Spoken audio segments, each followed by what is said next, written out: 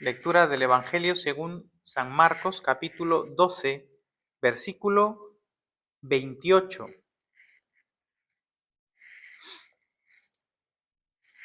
Acercándose uno de los escribas, que los había oído disputar, y sabía que les había respondido bien, le preguntó: ¿cuál es el primer mandamiento de todos?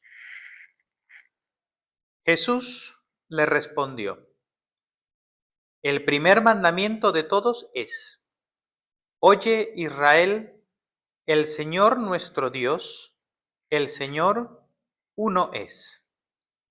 Y amarás al Señor tu Dios con todo tu corazón y con toda tu alma y con toda tu mente y con todas tus fuerzas. Este es el principal mandamiento.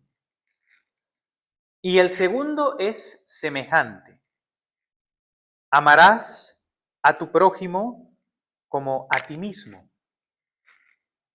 No hay otro mandamiento mayor que estos. Entonces el escriba le dijo: bien, maestro, verdad has dicho, que uno es Dios y no hay otro fuera de él.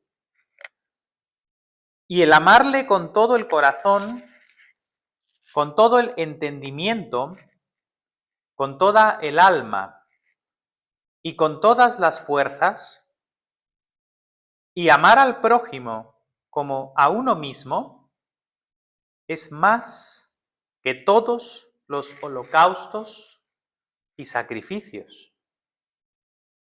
Jesús, entonces, viendo que había respondido sabiamente, le dijo: no estás lejos del reino de Dios. Y ya ninguno osaba preguntar. Es el Evangelio del Señor. Gloria a ti, Señor Jesús. Amén.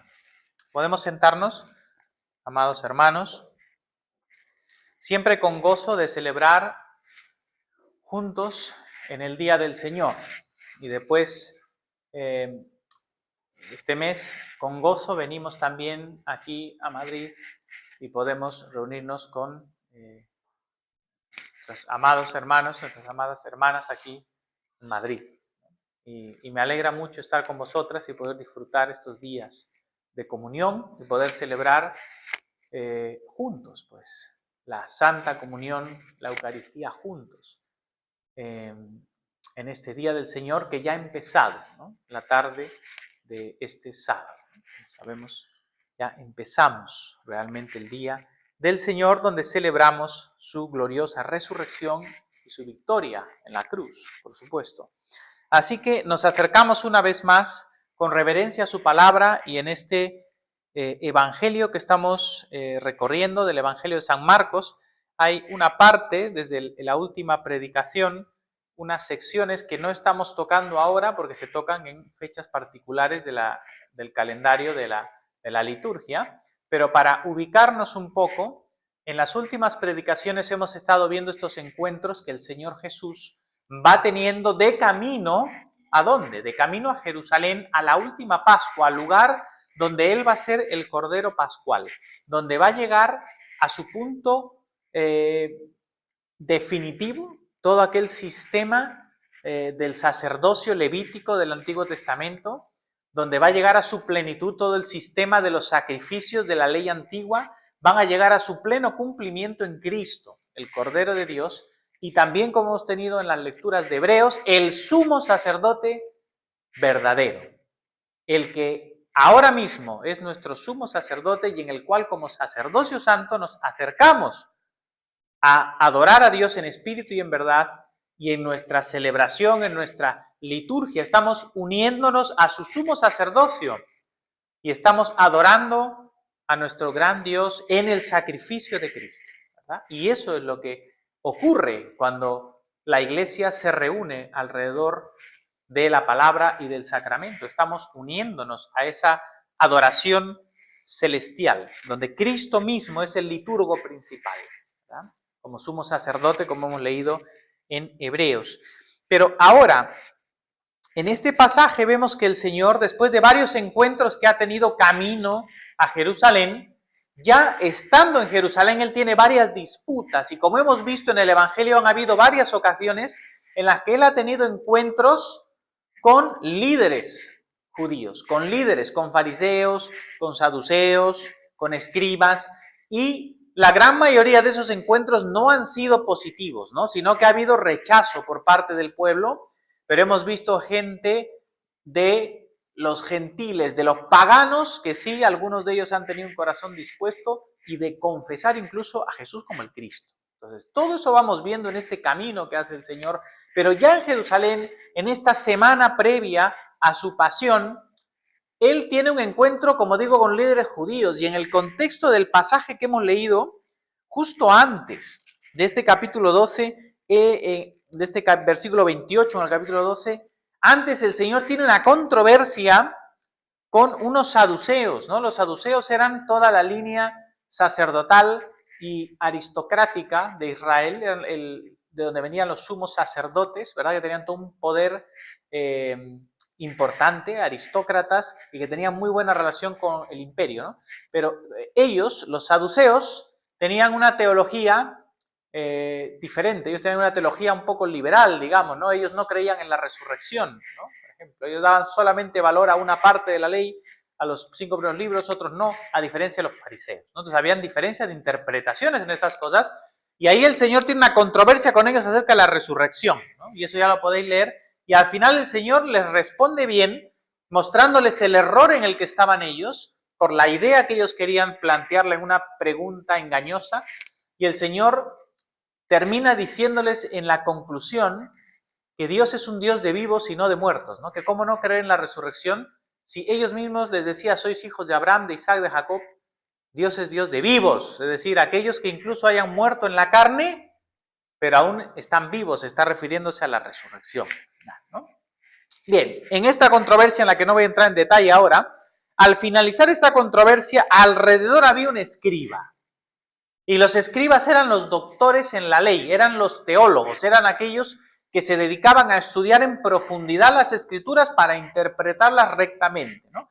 Y de los escribas, pues, habían de varias escuelas, muchos eran fariseos, en este caso no nos dice exactamente de qué línea era este escriba, pero probablemente era un fariseo. Él al escuchar, porque los fariseos sí creían en la resurrección, él al escuchar esta controversia, nos dice el versículo 28, él se acerca porque le había oído disputar con estos saduceos y dice que él sabía que les había respondido bien. Es decir, él escuchó la controversia y él estaba de acuerdo con lo que el Señor les había dicho, ¿verdad? A estos saduceos. Y le preguntó, ¿verdad? Le preguntó al Señor, ¿cuál es el primer mandamiento de todos? ¿Vale? Y fijaos esta pregunta que le hace el escriba al Señor. Como digo, el escriba es un doctor de la ley, y ya os he dicho antes que en esa época era bastante común que en todo el ambiente de ese judaísmo del segundo templo, se llama el judaísmo de esa época de Jesús, se hacían muchas preguntas para probar a los maestros. Se hacían preguntas para tentarles, no siempre en el sentido negativo, sino tentarles en el sentido de ponerlos a prueba para ver cuál era la doctrina que ellos tenían. Y esta pregunta era común, era una pregunta de cuáles eran los mandamientos más importantes, porque además de los mandamientos que estaban ya en la ley, en la Torá, en el Antiguo Testamento, teniendo el corazón en las 2 tablas de la ley, es decir, en los 10 mandamientos, aparte de eso los judíos, los rabinos, o por lo menos algunas escuelas de los rabinos, habían detallado los mandamientos o los habían dividido de alguna manera, que habían llegado a tener hasta 613 mandamientos. los cuales los clasificaban en diferentes formas y ramificaciones. De hecho, hacían un mandamiento por cada palabra, por cada letra de cada uno de los 10 mandamientos. Es decir, hacían una subdivisión y de eso sacaban una serie de mandamientos que algunos eran absurdos. Eran mandamientos totalmente exteriores, mandamientos totalmente legalistas, de observancias inventadas por ellos, ¿no? Por eso el Señor acusa muchas veces a los religiosos judíos por imponer cargas a los demás que ellos ni con un dedo estaban dispuestos a moverlas, ¿no? Porque habían muchas de estas leyes que eran realmente exageradísimas, ¿no? Bien, pero ahí estaba la pregunta, ¿cuál es el corazón de la ley? ¿Cuáles son los principales mandamientos? Y habían diferentes opiniones. La respuesta que da el Señor aquí es lo que va a marcar lo que en el Nuevo Testamento y el Señor mismo establece para los apóstoles y la iglesia como la ley de Cristo, como lo que viene a ser el resumen de la ley de Dios. Toda la ley de Dios se resume en la respuesta que va a dar Cristo aquí. Vosotros sabéis que en nuestra liturgia, nosotros siempre al inicio de nuestra liturgia, luego de haber alabado al Señor, haber iniciado, ¿verdad?, nuestra adoración, ¿qué hacemos? Examinamos nuestros corazones justamente con este llamado de la ley de Cristo, para examinarnos delante de esa ley. Entonces la respuesta del Señor, ¿cuál es? Porque esa es la pregunta de este hombre. ¿Cuál es? Pero este hombre le pregunta por el más importante. ¿Cuál es el primero de todos? Él solo pregunta por el primero, ¿verdad? Pero la respuesta de Jesús va a ir más allá. Pero él pregunta por el primero. Y la respuesta de Jesús es, el primer mandamiento de todos es, oye Israel, el Señor nuestro Dios, el Señor uno es. Y esto lo está dando como introducción. Y esto es parte de lo que todos los judíos, hasta el día de hoy, recitan por la mañana y por la tarde. Esto es el Shema Israel. Shema significa oye Israel. Y esta es la confesión de fe de los judíos. De ahí es que la iglesia, heredera de ese judaísmo del Antiguo Testamento, confesamos la fe también y tenemos credo, ¿verdad? Los símbolos de la fe, los credos. Y por eso en nuestra liturgia de la oración matutina y vespertina está el credo. Y confesamos también nuestros credos, el credo de los apóstoles, el credo niceno, constantinopolitano. Estos credos de la fe los confesamos de igual manera como en Israel se confesaba la fe del Dios uno, ¿verdad? Y eso es lo que Jesús le está refiriendo. Este Shema sale de Deuteronomio capítulo 6, de Números 13, y de ahí se forma este credo, ¿no?, de los judíos que hasta el día de hoy ellos confiesan. Ahora, el Señor le dice esto, ¿no? El inicio del Señor nuestro Dios, el Señor uno es, y aquí viene el mandamiento, ¿no? Y amarás al Señor tu Dios con todo tu corazón y con toda tu alma y con toda tu mente y con todas tus fuerzas. Este es, le dice el Señor, el principal mandamiento. Este es el principal mandamiento. Y aquí el Señor utiliza estas 4 palabras que esto está en el Antiguo Testamento, esto está en el Deuteronomio, esto el Señor no lo está sacando de sí mismo. El mandamiento de amar a Dios así es algo que es el mandamiento que siempre habéis tenido, como dijo el apóstol Juan, pero que es nuevo en Cristo porque el Espíritu Santo nos lleva a este amor. Pero este mandamiento no es un mandamiento nuevo, es el mandamiento que ha existido desde el principio. Dios siempre ha demandado nuestro amor, nuestra respuesta de amor porque Él nos ha creado por su amor. Y Él demanda de nosotros amor. Pero ese amor es libre, el amor no puede ser obligado. Dios nos llama a amarle. Pero ¿qué clase de amor? Fijaos, con todo tu corazón, aquí menciona 4 cosas: corazón, con todo el alma, con toda tu mente y con todas tus fuerzas. Estos 4 elementos no significa que estas sean 4 partes separadas del ser humano. Los hebreos utilizaban mucho este tipo de argumentación en las que utilizaban diferentes palabras íntimamente relacionadas para dar una idea completa de algo. Entonces, cuando el Señor está diciendo que amemos al Señor con todo el corazón, para el hebreo, la idea de corazón, el corazón no es como para nosotros en nuestra cultura moderna y más hispanohablante, ¿no? En nuestra cultura, el corazón lo relacionamos con las emociones. No, para los hebreos, el corazón se revela con la esencia del ser de la persona, es decir, donde está el asiento de lo que esa persona es, la esencia del ser de una persona. Entonces, el corazón no se refiere a las emociones, se refiere a la esencia de lo que tú eres. Entonces el Señor está diciendo, debes amar al Señor tu Dios con ese corazón, con la esencia, con tu ser, con toda tu alma. La palabra alma sí que en griego y en este pensamiento hebreo se refiere a la vida misma. O sea, es una palabra que está íntimamente relacionada al corazón. Al decir al corazón, al alma, se está refiriendo a todo tu ser, a todo lo que tú eres, a tu vida misma, a tu existencia misma, a que ames a Dios con todo lo que tú eres y existes. Y luego dice el Señor, también con toda tu mente y con todas tus fuerzas. Estos dos elementos, así como los primeros dos se refieren al ser, a la esencia del ser de la persona, que ames a Dios con todo lo que tú eres.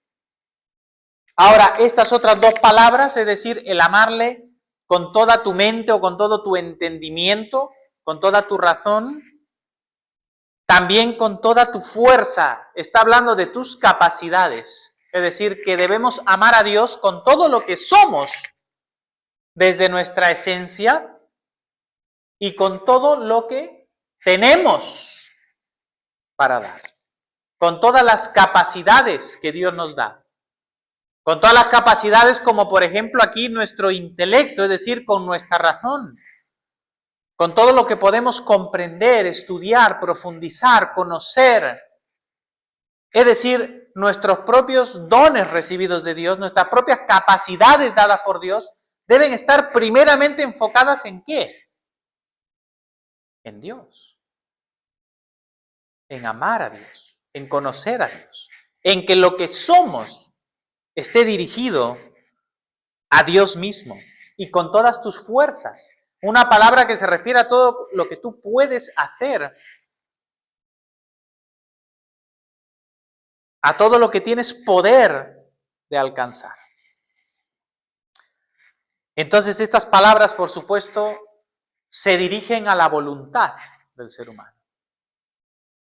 Que el ser humano tiene que dirigir su voluntad, tiene que dirigir su querer, su amor a Dios con todo lo que es y con todo lo que puede dar a Dios. Todo lo que puede dedicar a Dios.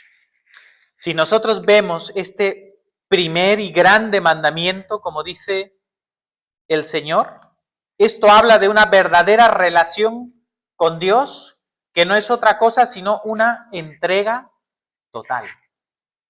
De eso se trata, amar a Dios. Se trata de una verdadera entrega del ser a Dios, de lo que eres y de lo que haces. Eso es lo que Dios demanda de nosotros. Y este es el primero y grande mandamiento. Esto significa que toda la vida del hombre debe girar en torno a Dios. Es decir, el ser humano ha sido creado para vivir una vida teocéntrica. Teo, Dios, céntrica, que Dios debe ser el centro de la vida. Y nosotros debemos girar alrededor de Dios. Dios tiene que ser el centro de nuestra vida. Cristo tiene que ser el centro de nuestra vida. Pero el ser humano, por su pecado y lo que vemos hoy en el mundo perdido sin Dios, ¿qué es? Y tristemente en el pensamiento de muchos que se llaman cristianos, es una vida no teocéntrica, sino una vida antropocéntrica, ¿no? Hombre, una vida en la que el centro es el hombre. y no Dios. Hay gente que se acerca a Dios no para que Dios sea el centro de su vida como el sol alrededor de quien él gira, sino que él quiere ser el centro, él quiere ser el sol y que Dios sea una de las cosas que gira alrededor de él. Y bueno, pues echo mano de Dios a veces cuando me conviene, pero Dios gira alrededor mío, todos giran alrededor mío. Esa visión no es la visión del mandamiento de Cristo. Esa visión te lleva a la muerte y a la perdición cuando tú crees que eres el centro y que Dios gira alrededor tuyo. Puedes decir que crees que Dios existe, pero si Dios es ese accesorio en tu vida, tú no conoces a Dios y estás perdido.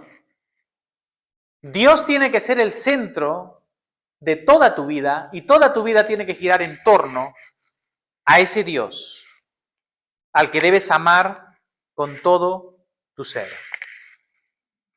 Toda tu vida debe estar alrededor de Dios y ese es el primero y el grande mandamiento. Y por favor, aquí Jesús pone un orden en estos mandamientos. Este escriba le ha preguntado por el mandamiento principal. Y Jesús está contestándole, dándole un orden. Le está diciendo, este mandamiento principal es esto. Amarás a Dios. Amarás a Dios con todo tu ser. Con todo lo que tienes y haces y puedes hacer. Con toda tu capacidad. Eso es el primero. Pero ahora Jesús va un paso más allá. Porque ahora el Señor le dice, y el segundo. Es decir, el Señor, aunque ha dado el primer mandamiento, y por favor, este es el primero. ¿Y por qué enfatizo esto? Porque ahora el Señor dice el segundo, y lo marca claramente, el segundo es semejante. No dice es el mismo, no dice es lo mismo, ni siquiera dice es igual, dice es semejante. El segundo es semejante, pero es segundo, no es primero, ni los dos son primero. Hay un primero y hay un segundo. Y el primero es Dios. Y el segundo, el que es semejante, es amarás a tu prójimo como a ti mismo, dice Jesús. No hay otro mandamiento mayor que estos, plural. Hay una diferencia entre esos dos mandamientos. Y la diferencia es que el primero es el primero porque Dios es lo primero. Y si Dios no es lo primero en tu vida, si tú no amas a Dios primero, no puedes amar al prójimo. Porque el amor verdadero al prójimo proviene del amor de Dios que ha sido derramado en nuestros corazones por el Espíritu Santo que nos es dado, dice San Pablo en Romanos. Si el Espíritu de Dios no derrama el amor de Dios en tu corazón, tú no puedes amar al prójimo. No como Cristo lo pide. Porque ese amor solo procede de la gracia de Dios en nosotros. Entonces, este orden es importante, porque, ojo, hoy en día hay muchas personas que tienen una vida llena de obrar simplemente bien hacia el prójimo, pero Dios no aparece en sus vidas ni por asomo. No aman a Dios, Dios no es importante para sus vidas, pero simplemente su relación con los demás para ellos es importante. Estar bien con los demás, no hacerle daño a nadie, correcto, eso está bien. Pero el primer mandamiento es primero. Dios demanda primero nuestro amor hacia Él en primer lugar.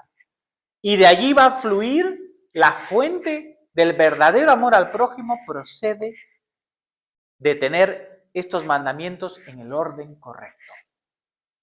Dios tiene que ser el centro de nuestra vida y de allí va a provenir en nosotros un sincero, verdadero y limpio amor al prójimo.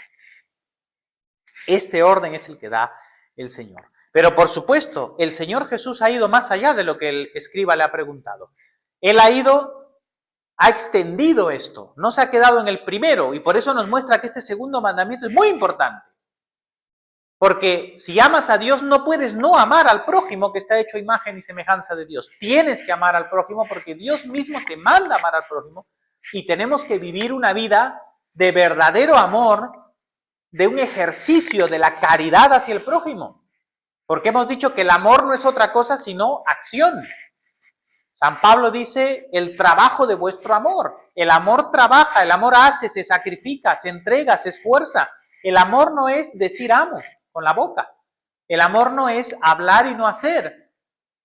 El amor no es simplemente sentir algo, no. El amor es cuando de verdad te donas a otra persona, te entregas porque tú haces el bien y practicas el amor, la misericordia, la caridad,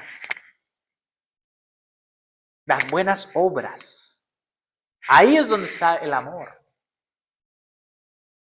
En este caso, este segundo mandamiento, el amor al prójimo. Y dice el Señor que es semejante. ¿Por qué es semejante? No es semejante por el hecho de a quién se dirige el amor, porque obviamente en el primer mandamiento lo dirigimos a Dios, que es el ser supremo. En el segundo estamos dirigiéndolo al prójimo, ese amor horizontal al prójimo, pero es semejante porque en los dos casos el amor lo que implica que es la renuncia y el sacrificio, la donación de ti mismo, la renuncia a ti mismo. Por eso es semejante, porque el amor siempre implica renuncia, morir a ti mismo, ¿verdad? Para entregarte a Dios y para amar al prójimo. Entonces, el Señor le dice a este hombre, no hay otro mandamiento mayor que estos. Por eso esto es la ley de Cristo, como dice San Pablo, como dice Santiago, la ley de la libertad, la ley real. Ya hemos visto que el apóstol Pablo dice claramente que no debamos nada a nadie sino el amarnos, porque el que ama al prójimo ha cumplido la ley. Los apóstoles enseñaron exactamente lo mismo que Cristo, una vida llena de ese amor real, práctico. Es cuando estamos realmente en la obediencia al Señor Jesucristo. Bueno, después de haberle dicho esto, ¿qué dice el hombre, no? El hombre dice, versículo 32, bien, maestro, ¿verdad has dicho? Este hombre, que también es un escriba, un intérprete, está de acuerdo, dice, bien has dicho, maestro, bien has dicho, ¿no?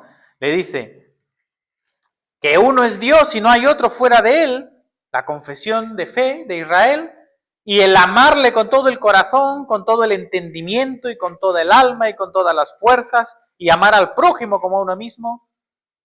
Fijaos lo que le dice, es más que todos los holocaustos y sacrificios.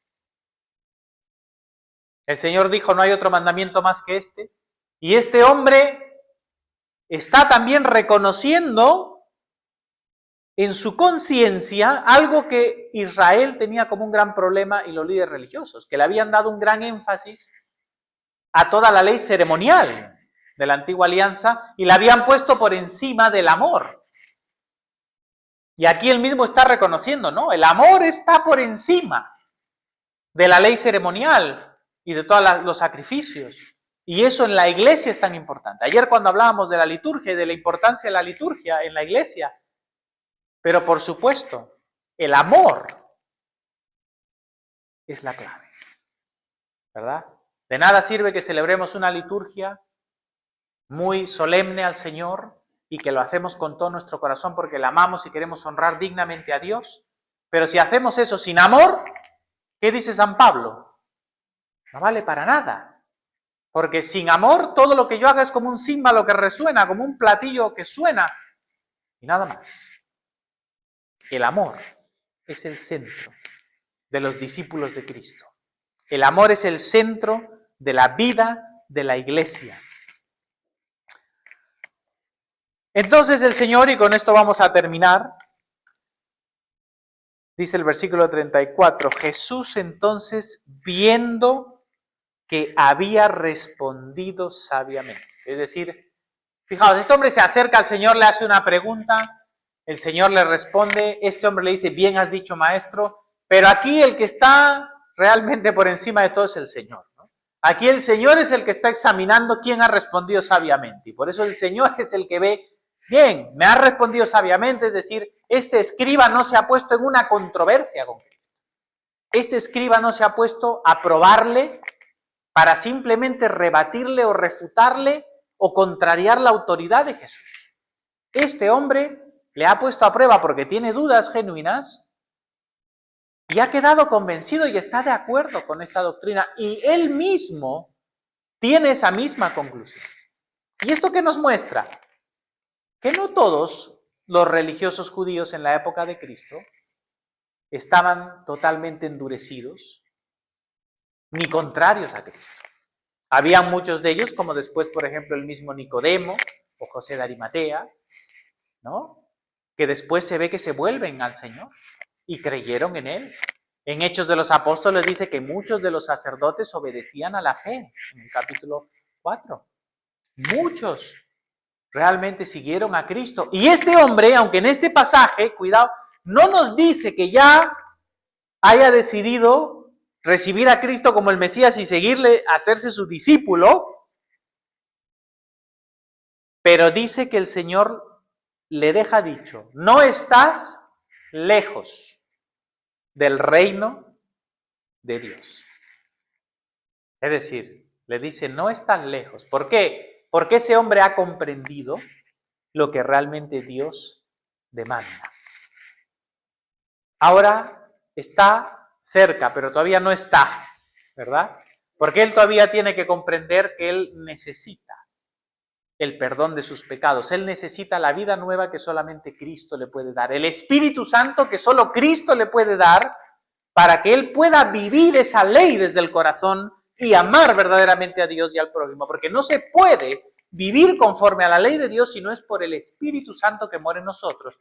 Por eso él está cerca, pero aún no está. Pero aquí este relato nos deja la puerta abierta y como diciendo, ¿qué habrá pasado con este hombre, ¿no? Yo tengo la esperanza de que este hombre, como pasa en la vida de muchos, están en un camino, ¿no?, de oír la palabra de Dios, de oír a Cristo, en un proceso hasta en el que ellos realmente entienden y se entregan al Señor. No todas las conversiones son de la noche a la mañana. Hay muchas vidas en las que hay un camino en el que la tierra tiene que ir siendo preparada hasta el momento que está lista. Y por eso dice San Pablo, uno regó, uno sembró, otro regó, pero el crecimiento lo da el Señor. Y nosotros no sabemos en qué etapa están las personas que oyen el mensaje, pero esto nos muestra que siempre está esa esperanza y hay personas que están cerca del reino, hay personas que están cerca de ese punto de la conversión. Oremos por estas personas, oremos por aquellos que están en ese proceso de oír y la palabra está tocando sus corazones. Pero hasta que no tomas tú el paso y la decisión de decir, me entrego a Cristo, renuncio, me arrepiento de todos mis pecados y te sigo, Señor, y me hago tu discípulo y vengo a tus pies, hasta ese momento podemos decir que no estás lejos, pero aún no estás. Y espero que esta palabra nos lleve a todos los que estamos en Cristo, primero, a por el poder del Espíritu Santo que nos ha sido dado, a vivir vidas comprometidas realmente ¿con qué? Con amar al Señor con todo lo que somos, tenemos y hacemos. Y amar de verdad también a nuestro prójimo, haciendo todo el bien que podamos al que nos rodea y no haciendo el mal que no queramos que nos hagan. Y que seamos así, discípulos de Cristo. Y oremos por los que están cerca, por los que no están lejos, y llamémosles al arrepentimiento. Y a todo el que escuche este sermón, entrega tu vida a Cristo, si estás aún fuera del camino, aunque estés cerca. Que el Señor bendiga su palabra. Gloria al Padre, y al Hijo, y al Espíritu Santo, como era en el principio, ahora y siempre, por los siglos de los siglos. Amén.